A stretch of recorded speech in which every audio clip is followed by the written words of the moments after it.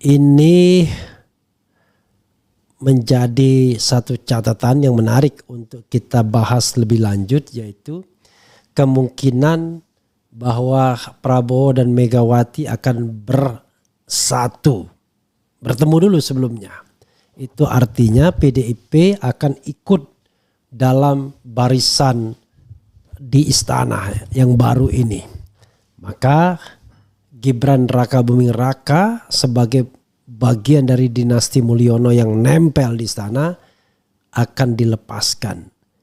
Tentu dengan jalur yang konstitusional. Jalurnya sudah ada saya sebutkan. Tapi coba kita lihat dulu isu mengenai pertemuan Megawati dan Prabowo Subianto yang katanya mungkin dalam jangka waktu dekat sebelum 20 Oktober. Ya, ini kan soal siapa yang mau ketemu siapa dan ketemu siapa. Kalau kita lihat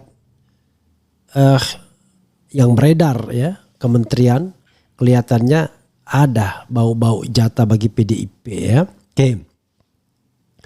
Jakarta TV1news.com Ketua DPP PDIP. Oke. PDIP bocorkan jadwal pertemuan Megawati dan Prabowo ya. Nanti kita juga bicara mengenai kemungkinan Puan menjadi wakil presiden ya. Ketua DPP PDIP Said Abdullah mengungkapkan jadwal pertemuan Ketua Umum PDIP Megawati Soekarno Putri dengan Ketua Umum Partai Gerindra Prabowo Subianto. Nanti dikasih thumbnail soal Megawati Puan Wapres ya. Dia menyebut pertemuan Megawati dan Prabowo berpeluang terjadi sebelum pelantikan presiden dan wakil presiden 2024 pada 20 Oktober 2024 ya. Pertemuan Ibu Ketua Umum dengan Bapak Prabowo presiden terpilih ini hanyalah menunggu momentum hari-hari, kata Said di gedung DPR Jakarta Pusat, dan insya Allah sebelum pelantikan Ibu Megawati akan bertemu dengan Bapak Prabowo, sambungnya. Diberitakan sebelumnya Ketua Harian DPP Partai Gerindra Sufmi Dasko Ahmad menyebut tanggal pertemuan Prabowo dengan Megawati belum diputuskan. Meski demikian dia mengatakan bahwa pertemuan itu berpeluang dilaksanakan dalam waktu dekat. Kita belum pastikan jadwal pertemuan baik dengan siapapun yang tentunya nanti akan ada jadwal tersendiri ataupun kemudian akan diputuskan. Apakah kemudian dalam waktu dekat atau tidak dalam waktu dekat, ujar Dasko di gedung DPR. Dia menjelaskan Prabowo saat ini masih sibuk menyiapkan pemerintahannya termasuk terkait susunan kabinet 2024-2029. Nah, sementara Pak Prabowo saat ini masih konsentrasi untuk menggodok nomenklatur dan kemudian melakukan profiling orang per orang yang akan duduk di kabinet, jelas Dasko ya. Profiling, pastikan itu jangan koruptor yang direkrut kalau mau memberantas korupsi secara terang-terangan, secara baik, secara benar, secara berkomitmen ya. Tapi kalau cuma lip service ya sudahlah, terserahlah ya. Rakyat tidak akan percaya lagi kalau begitu nantinya dengan siapapun pemimpin yang dipilih ya. Oke, saudara sekalian, saya mengatakan siapa yang butuh ya untuk pertemuan ini. Saya mengatakan dua-duanya butuh. Tapi yang paling butuh tentu adalah Megawati. Ya, kenapa begitu? Begini, sederhananya adalah Megawati punya pengalaman menjadi oposisi. Benar, 10 tahun masa pemerintahan SBY karena hubungan pribadinya tidak terlalu baik. Oke? Tapi jangan lupa, ketika Taufik Kimas menjadi ketua MPR, justru SBY lah yang mendukungnya pada tahun 2009. Itu menunjukkan bahwa sesungguhnya ada upaya untuk mendekatkan PDIP dan Demokrat pada waktu itu. Terbukti Taufik Kimas menjadi ketua MPR yang didukung oleh SBY. Kalau tidak karena SBY mendukung, nggak mungkin menjadi ketua MPR. Itu hal yang yang perlu kita garis bawahi. Dan memang 2009 itu SBY begitu dominannya.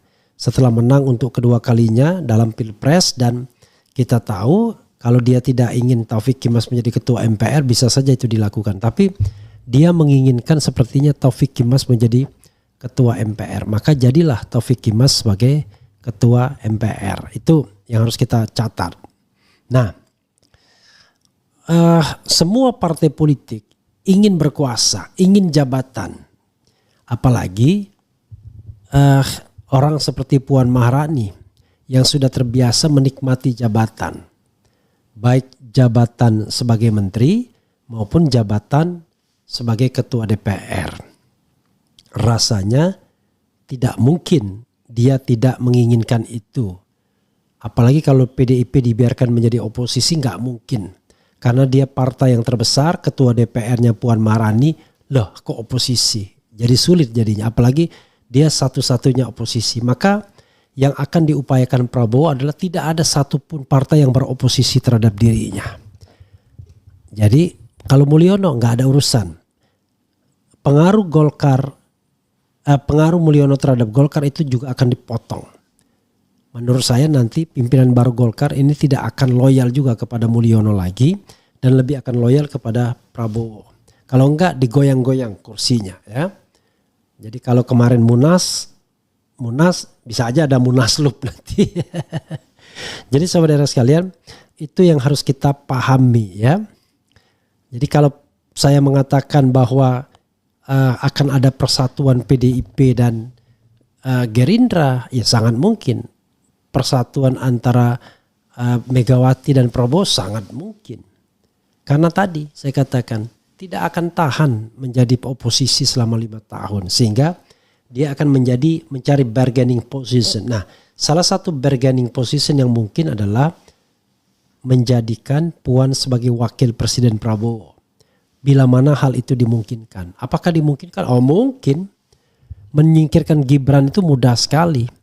Kalau semua partai politik dikuasai oleh Prabowo, lalu mereka mencari alasan untuk menghilangkan atau mengimpeach Gibran, mudah sekali. Hari ini orang bilang Mas Gibran. Besok cuma Gibran doang. Hari ini bilang Mas Gibran ya kan. Besok cuma Gibran. Karena sudah tidak ingin mendukung lagi. Mudah. Kalau semua bisa dikendalikan Prabowo, tinggal keluarkan isu fufu-fafa, perbuatan tercela, out. Ya, nggak usah susah-susah. Kalau memang korupsi pembuktiannya susah. Kalau tidak memenuhi syarat ijazah, mudah sih pembuktiannya, tetapi lebih kontroversial. Nah, ini fufu-fafa yang jelas melakukan perbuatan tercela, ya, tinggal diinvestigasi apakah betul akun fufu-fafa ini adalah milik Gibran Rakabuming. Walaupun kejadiannya 5-10 tahun yang lalu, nggak ada masalah. Karena perbuatan tercela itu dilakukan kapanpun.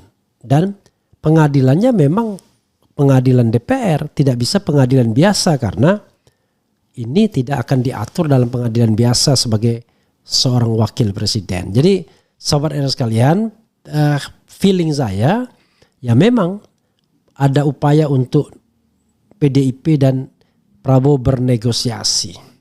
Dan PDIP tidak akan ditinggalkan.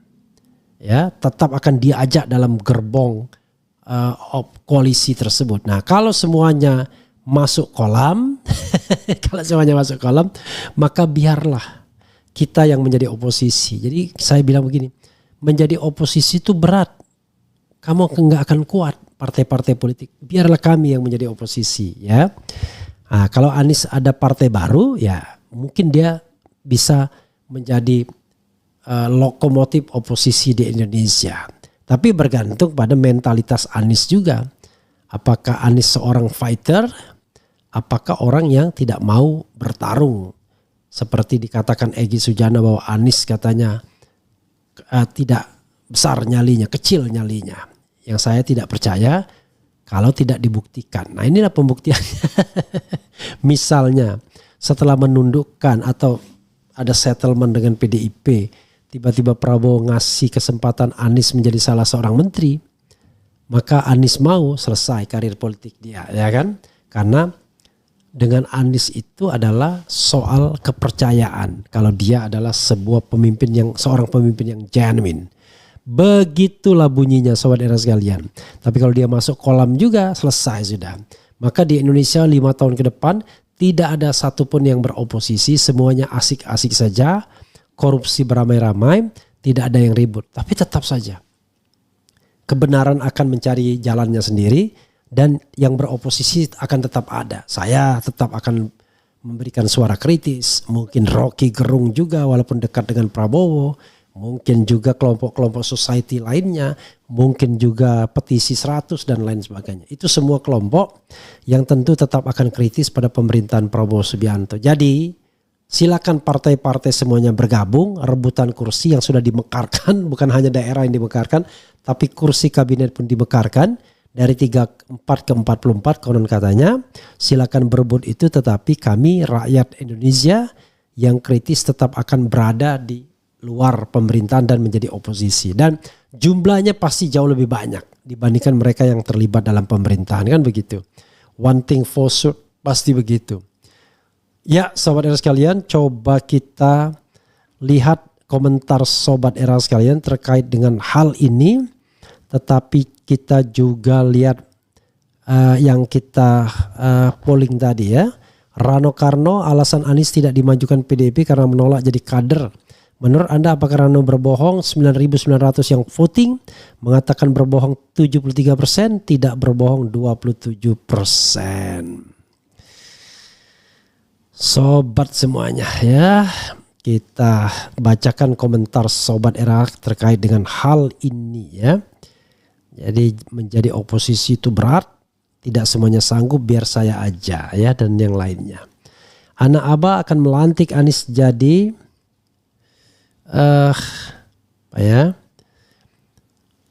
Puan jagonya mematikan mic, pakai kuning Bang Refli ya. Ini kuning, ini pro Anies ya waktu itu ya. Go Anies ya. Dari cara Gibran mengolok-olok Pak Mahfud di debat Cawapres, saya tambah yakin kalau Fufu Fafa itu Bin Mulyono karena sama-sama nggak punya etika. Menurut saya baik Mulyono, Prabowo dan Mega adalah sama-sama penjahat. RH harus ingat, jika PDIP berkuasa lagi maka mereka akan zalim, mereka akan persekusi RG dan RH, dilempari botol, dilaporkan polisi. Ya, saya tidak akan lupa ya. Jadi begini Sobat Era sekalian, banyak orang yang beroposisi itu tidak genuine. Beroposisi itu karena tidak ada oposisi. Makanya beroposisi ya. Tapi saya akan tagih ya beberapa pendukung PDIP seperti Petrus Celestinus ya. Ketika PDIP berkuasa dia melaporkan saya, Rocky Gerung dan lain sebagainya. Tetapi sekarang dia menjadi balik lagi ke tim pembela demokrasi Indonesia. Apakah itu genuine ataukah karena PDIP dipinggirkan? Kalau PDIP kemudian masuk pemerintahan lagi dan dia menjadi centeng penguasa lagi, itu berarti tidak genuine ya agenda demokrasinya. Ya begitu kawan. Nanti saya ketemu lagi beliau, saya akan sentil-sentil sedikit lagi ya. Juga Mas Eros tentunya ya.